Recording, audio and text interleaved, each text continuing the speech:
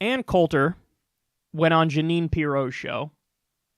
We refer to her as Scared Ann, Snowflake Ann, Elitist Ann. I'm just going to keep throwing certain descriptors out there with Ann because, as we all know, she backed out of a debate with me and then she went on Good Morning LA and pretended like no lefty would debate her. Utter nonsense. The reality is she's a smug elitist prick and she thought, oh, is he big on the internet? He doesn't count. I need somebody who writes books. By the way, the idea that, like, almost anybody who writes books is bigger than this show is beyond comical. I mean, maybe there's like a tiny 2%, 3% of authors who are bigger than this show, maybe, but I'm bigger than 95% of people who write books. But that's how ancient she is. Hashtag ancient Anne. It's like, how many bestsellers does he have? How many bestsellers did Anna Kasparian of the Young Turks have? So that's her thing, is being a complete and utter douchebag who's out of touch. But I digress. She went on Jeanine Pirro's show, and she made some comments that were so extreme, so far right, so barbaric, and so authoritarian that she even managed to shock the judge, who is one of the most extreme hosts on Fox News. Jeanine Pirro is definitely to the right of Sean Hannity. And Ann Coulter said something so extreme that it made Jeanine go, whoa, you're kidding, right? So take a look, and then we'll talk about it. All right, so talk to me about what is going on at the border. And now the president seems to suggest, aside from whether or not there's a deal with Mexico, he's saying they ain't coming in. There's no catch and release. It's catch and detain when we get them. Is that really going to happen, Ann? I don't know. He says a lot of great things, and he better start following through because, one of the things you were saying about Hillary, and I think all of us have been sort of sitting back hoping she would run again. But, consider that in Texas alone, look at how close those last two elections were in Florida and Texas. If either of those ever flip, no Republican ever gets elected president again. 3 out of 4 Hispanics in Texas are under the age of 18. So each day Trump doesn't fulfill his immigration promises, his voters are dying off, and Democratic voters, Hillary's voters, are registering to vote. So I hope he keeps this promise. This is why we wanted a wall, so that we wouldn't have to ask the country on the other side of the wall. You know, what he got in the last omnibus bill was $1.6 billion, and in the fine print, Paul Ryan, thank goodness he's leaving, and Mitch McConnell, say he can only use $1.6 billion for the actual wall itself. It's all this other nonsense with the fencing that they climb over all the time. So Donald Trump has done everything he can to do the wall. He can't build it himself. I think he can, and I think the most important point is, he can use the funding from Department of Homeland Security and Department of Defense. He's commander-in-chief. And by the way, just separate point, but what happened to ending the war in Afghanistan? We have troops protecting borders all over the world, not our own border.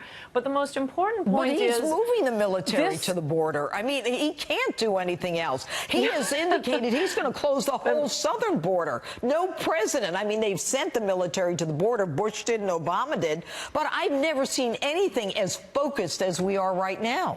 Who do you think's sending these people? Well, his rhetoric is great.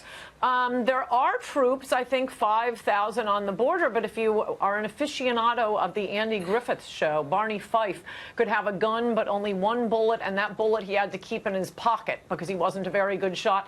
That's more bullets than our troops on the border have. Well, they're not allowed to use it because Trump is... You know what the legal requirement is, posse comitatus.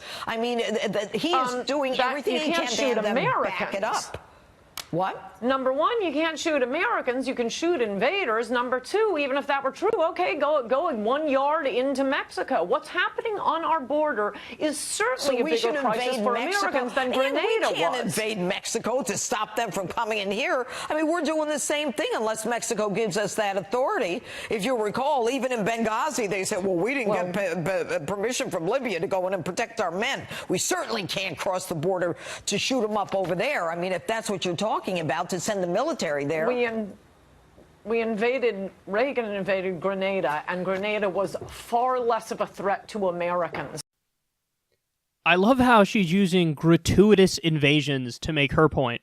Like, well, remember when that time we gratuitously invaded Grenada? We should do that to Mexico also. She said we should murder people at the border. What? Murder people? And she's on Fox News. She's allowed on major mainstream media networks to say stuff like this casually. Like, they just let her on. Go ahead. Advocate for massacring people searching for a better life. Let me ask you a question. Seriously, even people who consider themselves conservative on the issue of immigration, what percentage of the people that are trying to get into the country are nefarious and are trying to get in specifically to raise havoc, to be criminals, to join MS-13 or whatever?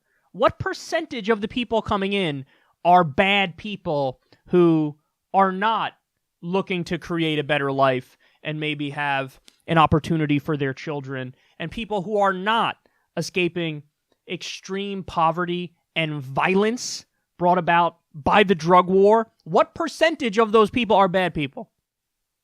It's not 100% of people who are bad people trying to come into this country. I'd say it's not even 50%. It's not even like half of the people coming in here generally mean well, and the other half of the people are criminals trying to join MS-13. I would argue the ratio is probably much closer to 90-10.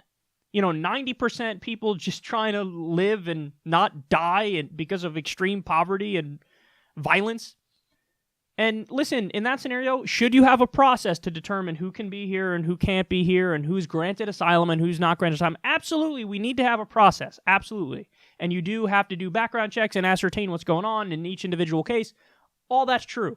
But she's saying just shoot them. Just shoot them.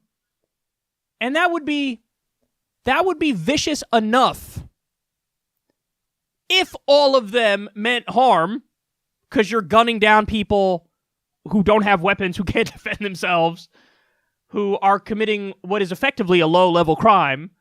Okay? It'd be bad enough if they were all bad, but they're not all bad. Most of them are good people, and you just want to gun them down for crossing a border. But that's against the law. A lot of things are against the law. Jaywalking is against the law. Should people be gunned down for doing that? Let's go with the people on Wall Street who committed horrendous crimes and crashed the economy and took bailout money and then paid bonuses to the people who made these terrible decisions, the people at Goldman Sachs who did fraud as a business model and they knew they were doing it. Should we just go in there and gun them all down? Don't answer that question, some of you. Some people in the audience are going to be like, yeah, I'm down with that one. No. You can't do that. Civilized people and enlightened people don't do that. You always have due process set up. And to somebody like Ann Coulter, she is the definition of an authoritarian. I don't care about due process. I don't care about the Constitution. I don't care about law and order.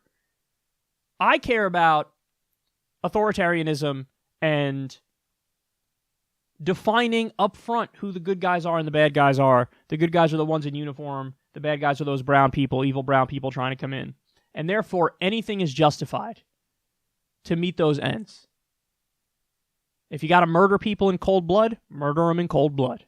And then I'll have the nerve to turn around and say, I'm the law and order person representing the law and order party, and I can never be the criminal. No, you are. That is literally, you're advocating for crimes. That is a violation of human rights, a violation of international law.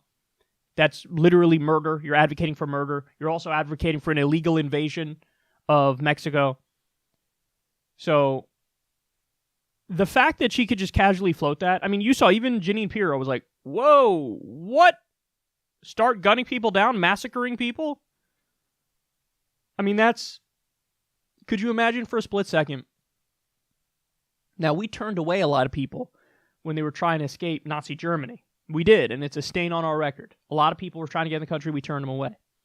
Could you imagine if people coming here from Nazi Germany, escaping Nazi Germany, Jews escaping persecution, and on their way off the boat, we had U.S. military members kill them, gun them down, how would that look internationally? Forget about how that would look. What would that mean about us? And then also, again, to come back to today's case, listen, the reality is a lot of the problems here are brought about by us, our drug war, so the ultra-powerful drug gangs. And then when people want to find a better life and they try to escape to us, we go, oh, I can't believe that people are trying to come in this country. It's unbelievable. Shoot him in the face. Listen, there are some people who barely mask their gross beliefs. And Coulter is one of those people. So, now they get all offended and shit. If you dare to call somebody on the far right a bigot or a racist or a fascist, they get all offended. But, what the fuck do you want people to call you when you advocate for shit like this? What do you want them to call you? It's hard to escape these conclusions because they're right in front of our fucking face. So, forgive us for being outraged that you're pro-murder, but if there was ever a time to express outrage, I think we found it.